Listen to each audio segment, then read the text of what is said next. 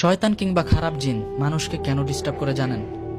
কারণ এই শয়তান কিংবা খারাপ জিন তারা চায় একজন মুমিন বান্দা, অর্থাৎ যে মুমিন বান্দা 5 ওয়াক্ত নামাজ পড়ে এবং মহান আল্লাহ তাআলাকে স্মরণ করে, তার এই নামাজ, কোরআন পড়া, তারপর মহান আল্লাহ তাআলাকে স্মরণ করা, আরও অন্যান্য যাবতীয় যে ভালো কাজগুলো আছে সেগুলো থেকে যেন তাকে বিরত রাখতে পারে।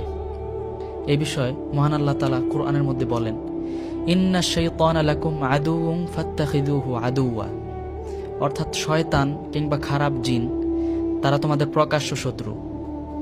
অর্থাৎ এই শয়তান কিংবা খারাপ জিন তাদেরকে প্রকাশ্য শত্রু হিসেবে গ্রহণ করো। শুধু তাই নয় প্রিয় ভাইরা, রাসূল সাল্লাল্লাহু আলাইহি ওয়াসাল্লাম আমাদেরকে চমৎকার একটা আমল শিখিয়ে গিয়েছেন, আর তা হলো আপনি ঘুমানোর আগে আয়াতুল কুরসি এবং সূরা ফালাক আর সূরা নাস পড়ে ঘুমালে মহান আল্লাহ তাআলার হেফাজত আপনার উপর ঢাল হিসেবে কাজ করবে ইনশাআল্লাহ।